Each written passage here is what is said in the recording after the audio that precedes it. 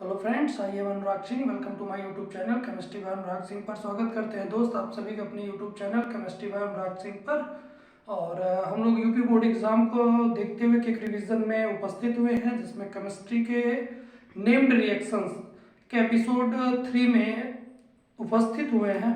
और चार लाइनें आप याद रखिएगा कि किस्मत मिली है तो आजमाना जरूर, किस्मत मिली है तो आजमाना जरूर, बोर्ड एग्ज़ाम देने जाना जरूर, किस्मत मिली है आजमाना जरूर, बोर्ड एग्ज़ाम देने जाना जरूर, केमिस्ट्री में प्रश्न आए कितना भी कठिन लेकिन लिख के आना जरूर। इन्हीं शब्दों के साथ हम लोग शुरू करने वाले हैं केमिस्ट्री के क्विक रिवीजन के नेम्ड रिएक्शंस को, जिनमें हम लोग दो नेम्ड रिएक्शन के पार्ट को देख भी चुके हैं, जो कि सबसे महत्वपूर्ण श्रृंखला के प्रश्न थे। और उसी के तहत हम लोग आज नेम्ड रिएक्शन के तीसरे एपिसोड में उपस्थित हुए हैं, जिनमें सबसे अधिक बार पूछे गए जो प्रश्न हैं उन्हीं प्रश्नों को केवल आपको बताया जा रहा है। और ज़्यादातर यही प्रश्न आपके रिपीट किए गए हैं, इसलिए इन प्रश्नों के जवाब यदि याद रहे तो हो सकता है कि संभावित 2023 के लिए यही प्रश्न आपके हूबहू पेपर में देखने के लिए भी मिल सकते हैं। जिसमें एक आपका आया हुआ टालिन अभिकर्मक सबसे अधिक बार पूछा गया, फेलिंग विलेन सबसे अधिक बार पूछा गया। तो सबसे पहले हम लोग जान लेते हैं टालिन अभिकर्मक और फेलिंग विलेन के बारे में। टालिन अभिकर्मक क्या होता है? तो अमोनियम सिल्वर नाइट्रेट के विलेन को ही टालिन अभिकर्मक कहते हैं। अमोनियम सिल्वर नाइट्रेट कहीं कहीं लिखा है, कहीं कहीं क्या लिखा है? सिल्वर नाइट्रेट और अमोनियम हाइड्रोक्साइड। तो सिल्वर नाइट्रेट और अमोनियम हाइड्रोक्साइड के मिश्रण को टालिन अभिकर्मक कहते हैं, या तो सीधे कह सकते हैं कि सिल्वर अमोनियम नाइट्रेट के मिश्रण को हम लोग क्या कहते हैं? टालिन अभिकर्मक कहते हैं। अगला प्रश्न इससे बनता है कि टालिन अभिकर्मक का उपयोग किसके लिए किया जाता है? तो ध्यान रखिएगा, टालिन अभिकर्मक का उपयोग एल्डिहाइडों के पहचान के लिए किया जाता है। अर्थात एल्डिहाइड का पहचान करना होगा। यदि मिश्रण में एल्डिहाइड और कीटोन दोनों उपस्थित है तो उनका स्पष्टीकरण करने के लिए हम लोग टालिन अभिकर्मक का प्रयोग कर सकते हैं, जो कि टालिन अभिकर्मक उस मिश्रण से एल्डिहाइड को क्या कर देगा? अलग कर देगा। कैसे अलग करेगा? या टालिन अभिकर्मक की किसके साथ क्रिया होती है? तो याद रखिएगा, सिल्वर ऑक्साइड के साथ क्रिया होती है, जिसका सूत्र होता है Ag2O। अब लोग करते क्या है, किसी भी एल्डिहाइड की क्रिया यदि हम टालिन अभिकर्मक के साथ कराते हैं, अर्थात सिल्वर ऑक्साइड के साथ कराते हैं, तो वह करता क्या है? एल्डिहाइड का ऑक्सीकरण कर देता है, स्वयं क्या हो जाता है? अपचयित हो जाता है, और अपचयित होकर एक काले अवक्षेप के रूप में परिवर्तित हो जाता है, जिसे रजत दर्पण कहते हैं। तो कोई भी आपका एल्डिहाइड हो, यदि वह टालिन अभिकर्मक के साथ क्रिया करेगा तो उस एल्डिहाइड का ऑक्सीकरण होगा और सह-उत्पाद के रूप में आपको क्या देखने के लिए मिलेगा? काला रजत दर्पण देखने के लिए मिलेगा। तो एल्डिहाइड में आपका फॉर्मल्डिहाइड हो, एस्टल्डिहाइड हो, बेंजल्डिहाइड हो, प्रोपेनल्डिहाइड हो, ब्यूटेनल्डिहाइड हो, कोई भी आपका एल्डिहाइड हो, उसमें क्या करिएगा? जो आपका सूत्र होगा CHO होगा, उसी को किसमें चेंज कर दीजिएगा? COOH में चेंज कर दीजिएगा, प्लस क्या लिख दीजिएगा? 2Ag लिख लीजिएगा। आइए आप देख भी सकते हैं, लिखा भी गया है कि प्रश्न आपका है कि टालिन अभिकर्मक किसे कहते हैं? अमोनियम सिल्वर नाइट्रेट या सिल्वर अमोनियम नाइट्रेट विलेन को टालिन अभिकर्मक कहा जाता है, तथा इसका उपयोग किसके लिए किया जाता है? याद रखिएगा, एल्डिहाइडों की पहचान के लिए किया जाता है। अगर मान लीजिए इसमें पूछेगा तो क्या कहेंगे? फॉर्मल्डिहाइड का टालिन अभिकर्मक के साथ क्रिया कराते हैं, मैंने कहा CHO है तो COOH में चेंज कर दीजिएगा। क्या बन जाएगा? फॉर्मिक अम्ल बन जाएगा, 2Ag बन जाएगा, जो कि किस रंग का होगा? काले रंग का होगा। दूसरा है एस्टल्डिहाइड की क्रिया यदि टालिन अभिकर्मक से कराते हैं, क्या बन जाता है? एसिटिक अम्ल बन जाता है, और क्या बन जाता है? काले रंग का रजत दर्पण बन जाता है। ऐसे बेंजल्डिहाइड की क्रिया सिल्वर ऑक्साइड से कराते हैं, टालिन अभिकर्मक से कराते हैं, तो बेंजोइक अम्ल बन जाता है, और क्या हो गया? ये रजत दर्पण हो गया। यहाँ से आप देख सकते हैं कि फॉर्मिक अम्ल, एसिटिक अम्ल और बेंजोइक अम्ल की क्या हो गया? बनाने की विधि हो गई। अगले प्रश्न का जवाब आपका यहीं पर है, फॉर्मल्डिहाइड, एस्टल्डिहाइड और बेंजल्डिहाइड का ये क्या है? रासायनिक गुणधर्म है। यदि आपसे पूछा जाता है फॉर्मल्डिहाइड, एस्टल्डिहाइड या बेंजल्डिहाइड का रासायनिक गुणधर्म लिखिए सामान्य, तो आप उसमें ये जवाब आप लिख सकते हैं। यदि प्रश्न हो जाए फॉर्मिक अम्ल, एसिटिक अम्ल और बेंजोइक अम्ल के बनाने की विधि लिखिए, तो उनमें भी आप इन तीनों समीकरणों में से जैसा प्रश्न होगा उसको लिख सकते हैं। यदि कार्बोक्सिलिक अम्ल के बनाने की कोई एक विधि पूछ ले तो आप उसमें भी ये कम से एक कोई रिएक्शन आप उसमें भी लिख सकते हैं। दूसरा आप देख सकते हैं फेलिंग विलेन क्या होता है? तो फेलिंग विलेन जो होता है वो अभी दो पदार्थों का मिश्रण होता है, कॉपर सल्फेट और सोडियम पोटेशियम टार्ट्रेट। किसका किसका? कॉपर सल्फेट और सोडियम पोटेशियम टार्ट्रेट के मिश्रण को हम लोग क्या कहते हैं? फेलिंग विलेन कहते हैं। इसका उपयोग किसके लिए किया जाता है? तो ध्यान रखिएगा, इसका भी उपयोग किसके लिए होता है? तो इसका भी उपयोग हम लोग एल्डिहाइडों के पहचान के लिए ही करते हैं। इसमें भी क्या होता है, तो इसमें जो आपका फेलिंग विलन होता है वो उसमें कॉपर सल्फेट और सोडियम पोटेशियम टाइट्रेट की क्रिया के फलस्वरूप आपको क्या प्राप्त होता है, क्यूप्रिक ऑक्साइड प्राप्त होता है, जिसका सूत्र होता है CuO। अब क्या करते हैं, इस CuO अर्थात फेलिंग विलेन की क्रिया किसी भी यौगिक से पूछता है तो वहां पर आप देखेंगे कि किसके साथ क्रिया होगा, CuO क्यूप्रिक ऑक्साइड के साथ क्रिया होगा। अब कभी भी क्यूप्रिक ऑक्साइड की क्रिया किसी भी एल्डिहाइड से आप कराएंगे तो ठीक क्रिया जैसे टालेन अभिकर्मक का था वैसे फेलिंग विलेन का होगा, वह CHO समूह को किसमें चेंज कर देगा, COOH समूह में चेंज कर देगा। आप यहाँ पर देख भी सकते हैं, ये देख लीजिए कि क्या लिखा गया है, कॉपर सल्फेट व सोडियम पोटेशियम टाइट्रेट के मिश्रण को फेलिंग विलेन कहते हैं और इसका भी उपयोग हम लोग एल्डिहाइडों की पहचान के लिए करते हैं। यहाँ पर भी आप देख सकते हैं कि CHO है, CH3CHO है, C6H5CHO है, जिसमें इसका नाम फॉर्मल्डिहाइड है, इसका नाम क्या है, एसिटिल्डिहाइड, और इसका नाम क्या है, बेंजल्डिहाइड है। और जो आपका CuO लिखा गया है फेलिंग विलेन है, अर्थात फॉर्मल्डिहाइड की क्रिया फेलिंग विलेन से कराते हैं तो फॉर्मिक अम्ल और क्या बन जाता है, क्यूप्रस ऑक्साइड बन जाता है, जो कि किस रंग में मिलता है, लाल रंग के और छेप के रूप में मिलता है। दूसरी चीज अभी मैंने बताया कि ये जब भी एल्डिहाइड की क्रिया यदि फेलिंग विलेन के साथ कराया जाता है तो वह क्रियात्मक समूह CHO को किसमें चेंज कर देता है, COOH में चेंज कर देता है। तो देख भी सकते हैं CHO है किसमें चेंज हो गया, COOH में, यहाँ पर भी CHO है COOH में, ये भी CHO है COOH में, देख सकते हैं। बाकी इसके पहले H है तो H है, CH3 है तो CH3 है, C6H5 है तो C6H5। आप ध्यान से भी रख के तब भी आप रिएक्शन को याद करके पूर्ण भी कर सकते हैं आसानी से। तो यहाँ पर ये भी अगला जो है वह हो गया किसके, फॉर्मल्डिहाइड, एसिटल्डिहाइड और बेंजल्डिहाइड के रासायनिक गुणधर्म। और दूसरी चीज अभी आपने ये सीख लिया फॉर्मिक अम्ल, एसिटिक अम्ल और बेंजोइक अम्ल के बनाने की विधि। यदि बेंजोइक अम्ल के बनाने की दो विधि पूछ ले तो आप यही दोनों लिख सकते हैं, एसिटिक अम्ल के बनाने की दो विधि पूछ ले तो आप यही दोनों लिख सकते हैं, फॉर्मिक अम्ल के बनाने की दो सामान्य विधि पूछ ले तो यही आप लिख सकते हैं, फॉर्मल्डिहाइड के दो रासायनिक गुणधर्म पूछ ले तो ये दोनों आप लिख सकते हैं, एसिटल्डिहाइड के पूछा जाए तब भी आप ये दोनों लिख सकते हैं, और बेंजल्डिहाइड के दो रासायनिक गुणधर्म पूछा जाए सामान्य तो आप इसे लिख सकते हैं। जो कि सबसे अधिक बार पूछा गया है कि फॉर्मल्डिहाइड या एसिटल्डिहाइड की क्रिया अगर फेलिंग विलेन या टालेन अभिकर्मक से कराते हैं तो क्या बनता है, तो उसके लिए ध्यान रखिएगा, अगर फॉर्मल्डिहाइड होगा तो फॉर्मिक अम्ल होगा, और यदि बेंजल्डिहाइड या एसिटल्डिहाइड होगा क्या हो जाएगा, एसिटिक अम्ल या बेंजोइक अम्ल हो जाएगा। इसी श्रृंखला में हम लोग अगले प्रश्न पर आते हैं, जो कि सबसे महत्वपूर्ण श्रृंखला है इस चैप्टर का, वह क्या है, एल्डोल संघनन है। एल्डोल संघनन और कैनिजारो अभिक्रिया में अंतर क्या है, दोनों ही इनमें अंतर क्या है तो ध्यान रखिएगा। कैनिजारो अभिक्रिया जो होता है वह केवल एल्डिहाइड देते हैं, वो भी किस प्रकार के एल्डिहाइड देते हैं, जिनपे अल्फा हाइड्रोजन विहीन होते हैं। कैनिजारो अभिक्रिया में केवल एल्डिहाइड अभिक्रिया देते हैं, और एल्डिहाइड में कौन देते हैं, जिनके पास अल्फा हाइड्रोजन अनुपस्थित होते हैं। तो एल्डिहाइडों में केवल कैनिजारो अभिक्रिया आपका कौन देता है, तो वह फॉर्मल्डिहाइड देता है और बेंजल्डिहाइड देता है। जनरली आपका ये ध्यान रखिएगा, तो जिनके पास एल्डिहाइडों में अल्फा हाइड्रोजन नहीं होंगे वो आपको क्या देंगे, कैनिजारो अभिक्रिया देंगे। तो प्रश्न हो जाएगा यदि अल्फा हाइड्रोजन होगा तो वो क्या देगा, तो जिनके पास अल्फा हाइड्रोजन होंगे वो आपको क्या देंगे, एल्डोल संघनन देंगे। अर्थात एल्डोल संघनन में आपका कीटोन भी आता है और एल्डिहाइड भी आता है। तो ध्यान रखिएगा एल्डोल संघनन में आपका एल्डिहाइड और कीटोन दोनों आता है, जबकि कैनिजारो अभिक्रिया में केवल एल्डिहाइड आते हैं, वो भी किस प्रकार के एल्डिहाइड, जिनके पास अल्फा हाइड्रोजन नहीं होते हैं। अगली चीज सबसे अधिक बार भी पूछा गया कैनिजारो अभिक्रिया, क्रॉस कैनिजारो अभिक्रिया, जो कि आप पिछले वीडियो में देख लिए होंगे। अगर नहीं देखे होंगे तो पिछले वीडियो को जरूर देख लीजिएगा, क्योंकि ये सभी प्रश्न आपके पूरे 7 सेट में किसी ना किसी सेट में आपको देखने के लिए मिलेंगे। हो सकते हैं कि जहां तक 3, 4, 5 सेट में देखने के लिए मिल जाए, इसलिए आपको कौन सा सेट मिल सकता है कोई निश्चित नहीं है, इसलिए देख के जरूर जाइएगा।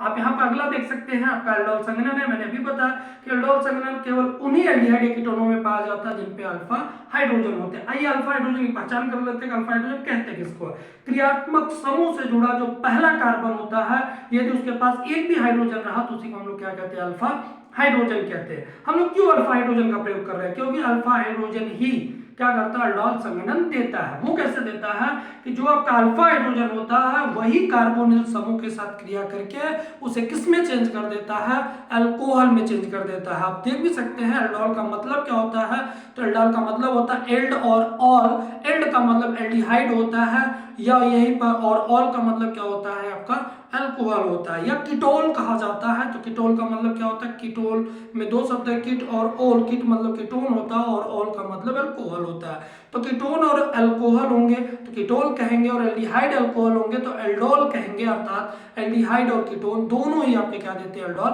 संघनन देते हैं। तो आप यहाँ पर देख भी सकते हैं, ये डायरेक्ट आपका वाक्य के और समीकरण के तहत लिखा गया, क्योंकि एल्डोल संघनन में आपको ढेर सारी चीजें व्याख्या के रूप में दे दी जाए तो जरूरी नहीं, जितना प्रश्न है उतना ही आपको जवाब लिखने हैं।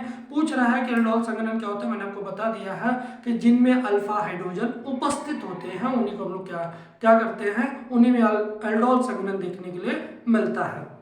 इनमें देख भी सकते हैं कि तनु NaOH की उपस्थिति में एसिटल्डिहाइड के दो अणु का संघनन कराते हैं तो क्या मिल जाता है, डाई एसिटल्डिहाइड एल्डोल मिल जाता है, या डाई एसिटल्डिहाइड आपका क्या हो जाएगा, एल्डोल हो जाएगा। अब यदि उसको गर्म करते हैं तो गर्म करने के फलस्वरूप सेटजैक के नियम के अनुसार वह आपका एल्कीन बनेगा जो आपका अधिक अस्थायी होगा, तो 1 का होगा या 2 का होगा, तो 2 का अधिक अस्थायी होता है, इसलिए आप देख सकते हैं 2 एल्कीन का ही आपको उत्पाद देखने के लिए मिला है। क्योंकि आपको मैकेनिज्म नहीं है इसलिए मैकेनिज्म से कोई मतलब नहीं, और आसानी से कोई भी एल्डोल का विक्रिया यदि उत्पाद पूछ ले तो आप कैसे पूर्ण करेंगे वो भी आपको इसी में सीखने के लिए मिल जाएगा। देख भी सकते हैं यहाँ पर लिखा गया है, तनु NaOH की उपस्थिति में एसिटल्डिहाइड का संघनन कराते हैं तो क्रोटोनल्डिहाइड बनता है। आप सूत्र क्या जानते हैं, CH3CHO होता है, और इसके कितने अणु लेंगे तो एल्डोल संघनन में उसके 2 अणु लेंगे। अगर समान होते हैं तो एल्डोल देते हैं, और यदि असमान हो गए तो वही क्या दे देंगे आपको, तो याद रखिएगा क्रॉस एल्डोल दे देंगे। दोनों एल्डिहाइड समान रहे या दोनों कीटोन समान रहे तो आपके एल्डोल होंगे। यदि एक एल्डिहाइड एक कीटोन हो जाए या दोनों एल्डिहाइड अलग अलग हो जाए तो आपको क्या दे देंगे, तो क्रॉस एल्डोल दे देंगे।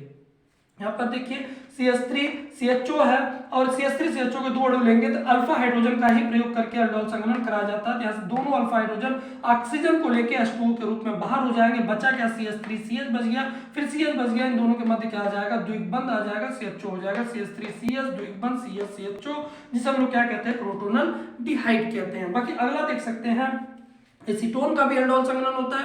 यदि एसीटोन का एल्डोल संघनन होता है तब क्या बनता है, तो एसीटोन के एल्डोल संघनन में केस है कि उसके 2 अणु का संघनन कराया जा रहा है कि 3 अणु का संघनन कराया जा रहा है, जरूर ध्यान रखिएगा, क्योंकि इनमें 2 अणु का संघनन कराते हैं तो उत्पाद कोई दूसरा बनता है, 3 अणु का संघनन कराते हैं तो उत्पाद कोई दूसरा बनता है। यदि 2 अणु का संघनन कराएंगे तब क्या बनता है, मेसिटिल ऑक्साइड बनता है, और यदि 3 अणु का संघनन कराते हैं तो फुरान बनता है। अब उत्पाद कैसे याद रखेंगे या समीकरण कैसे हमको आसानी से याद रहे, तो उसका भी तरीका यहाँ पर दिखाया गया, जैसे पहला था वैसे दूसरा है। CH3CO CH3, क्योंकि ये कार्बोनिल समूह पर ही अभिक्रिया होती है लेकिन अल्फा हाइड्रोजन को लेके होती है, तो ये आपका क्रियात्मक समूह हो गया, ये जुड़ा आपका अल्फा कार्बन हो गया, ये भी आपका अल्फा कार्बन है। दोनों में से कोई भी आप इस साइड ऑक्सीजन की तरफ रख सकते हैं, कितने हाइड्रोजन लेगा, वह 2 हाइड्रोजन लेगा, और H2O के रूप में क्या होगा, बाहर होगा। तो CH3 कार्बन CH3 है, द्विबंध है, हाइड्रोजन हट चुका है, ये द्विबंध जाके किससे बन जाएगा, CH CH3, इसी को हम लोग क्या कहते हैं, मेसिटिल ऑक्साइड कहते हैं।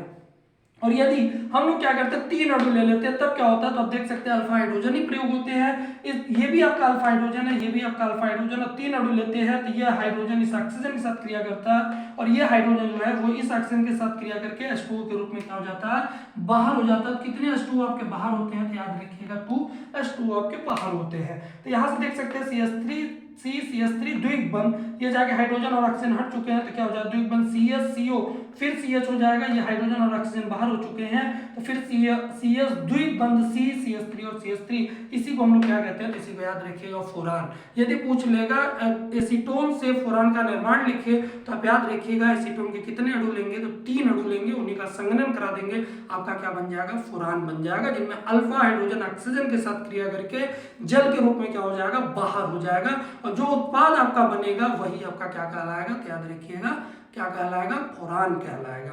अगला यहीं पर प्रश्न है, क्रॉस एल्डोल संघनन क्या होता है, तो मैंने आपको अभी बताया कि आप एक एल्डिहाइड ले लीजिए, कीटोन ले लीजिए, ये भी क्रॉस एल्डोल देगा, या दोनों कीटोन आप अलग अलग अणु कोई ले लीजिए, या दोनों एल्डिहाइड अलग अलग ले लीजिए, ये आपके 3 संभावित केसेस हैं जो कि क्रॉस एल्डोल संघनन आपको देंगे, जिनमें आपका एक मेंशन भी किया गया, आप देख भी सकते हैं क्रॉस एल्डोल संघनन में लिखा गया है, एसिटल्डिहाइड व एसीटोन का आपस में संघनन कराते हैं तो 3 पेंटीन बनता है। तो जैसा आपका एल्डिहाइड और कीटोन होगा या आपका दोनों एल्डिहाइड अलग अलग होगा, उस हिसाब से आप इसका उत्पाद आप निर्मित करेंगे, लेकिन उत्पाद कैसे बनेगा ये चीजें मैं आपको अभी मेंशन करके दिखा दे रहा हूँ। जैसे आपने पिछले रिएक्शन में पढ़ा है एल्डोल संघनन में, ठीक वैसे क्रॉस एल्डोल भी है। क्रॉस एल्डोल हो या एल्डोल हो, होता कहाँ, CO समूह पर होता है, किसको लेके, अल्फा हाइड्रोजन को लेके। तो ये CH3CHO हो गया, CH3CHO जब हो गया तो ये कार्बोनिल समूह हो गया, इसका क्या हो गया, ये ऑक्सीजन हो गया। और CH3COCH3 इसी को हम लोग क्या कहते हैं, एसीटोन कहते हैं, और एसीटोन में ये क्या हो गया, CO समूह हो गया।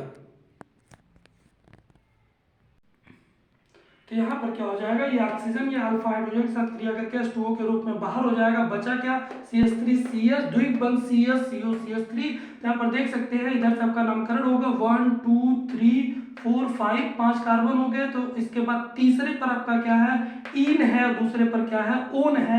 तो 3 पेंटीन टू ओन आपका क्या हो जाता है, बन जाता है। अगला देख सकते हैं सीमित अभिक्रिया क्या होता है, तो याद रखिएगा इसमें हम लोग क्या करते हैं, किसी भी कार्बोक्सिलिक अम्ल को एमीन में चेंज करते हैं।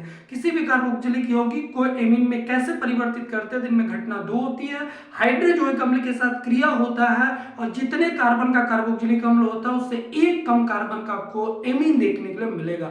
यदि आपने 2 कार्बन का, मान लीजिए 1 कार्बन का कार्बोक्सिलिक लेंगे तो वो आपको सीमित अभिक्रिया नहीं देगा। तो कम से कम कितने कार्बन का लेना होगा, 2 कार्बन का आपको कार्बोक्सिलिक यौगिक लेना होगा। और जब आप 2 कार्बन का कार्बोक्सिलिक यौगिक लेंगे तो उसमें 1 कार्बन निकल जाएगा और 1 कार्बन का आपको एमीन देखने के लिए मिलेगा। यदि मान लीजिए 3 का लेते तो 2 का हो जाएगा, और यदि 4 का लेते तो 3 का आपको कार्बन का एमीन देखने के लिए मिलेगा। ठीक वही है, कराएंगे किसके साथ, तो इसमें जैसे देख सकते हो उदाहरण के तौर पर कि सांद्र H2SO4 की उपस्थिति में एसिटिक अम्ल की क्रिया हाइड्रोजोइक अम्ल से कराते हैं, तो जो 1 कार्बन होता है वो कार्बन डाइऑक्साइड के रूप में निकल जाता है। हाइड्रोजोइक अम्ल का सूत्र क्या होता है, N3H होता है, जिससे नाइट्रोजन गैस निकल जाता है, बचा क्या, NH, और पहले से हाइड्रोजन बचा है, इसका मतलब क्या हो जाएगा, NH2 हो गया। और CH3COOH से CO2 निकल चुका है, तो बचा क्या, CH3, तो पूरा आपका जुड़ के क्या हो जाएगा, CH3NH2 हो जाएगा। तो देख सकते हैं यहाँ पर सांद्र H2SO4 की उपस्थिति में एसिटिक अम्ल की क्रिया हाइड्रोजोइक अम्ल के साथ कराते हैं, क्या बनता है, मेथिल एमीन बनता है। यदि यहाँ पर प्रोपेनोइक अम्ल हो जाए तो एथिल एमीन हो जाएगा, ब्यूटेनोइक अम्ल हो जाए तो आपका प्रोपिल एमीन हो जाएगा। तो इस प्रकार से जितने कार्बन का आपका कार्बोक्सिलिक अम्ल होगा उससे 1 कम कार्बन का आपको एमीन देखने के लिए मिलेगा। मैंने अभी क्या बताया, यहाँ से 1 कार्बन कम होता है, CO2 के रूप में बाहर होता है, यहाँ से नाइट्रोजन निकल जाता, बचा क्या, NH, ये हाइड्रोजन है, NH2 में चेंज हो गया, CH3NH2 + N2 + CO2 हो जाता है। कोलबे विद्युत अपघटन या कोलबे अभिक्रिया क्या होता है, इसको भी ध्यान रखिएगा, बहुत बार पूछा गया है। कोलबे विद्युत अपघटन या कोलबे अभिक्रिया क्या होता है, तो एसिटिक अम्ल की क्रिया किससे कराते हैं, सोडियम हाइड्रोक्साइड से कराते हैं। एसिटिक अम्ल जो है वो अम्ल है, सोडियम हाइड्रोक्साइड जो है क्षार है। अम्ल व क्षार की क्रिया होती है तो लवण और जल बनता है, इसका मतलब क्या बन जाएगा, सोडियम एसीटेट व जल बनेगा। सोडियम एसीटेट व जल का अगर आप विद्युत अपघटन कराते हैं तो एनोड पर आपको एल्केन देखने के लिए मिलेगा, और कैथोड पर आपको हाइड्रोजन देखने के लिए मिलेगा। तो कितने कार्बन का आपने लिया है, तो 2 कार्बन का आपने लिया, उसमें से 1 कार्बन कम हो जाएगा, कार्बन डाइऑक्साइड के रूप में निकल जाएगा। अब 4 कार्बन हो गए तो कितने बचे, 2 कार्बन का एल्केन देखने के लिए मिलेगा।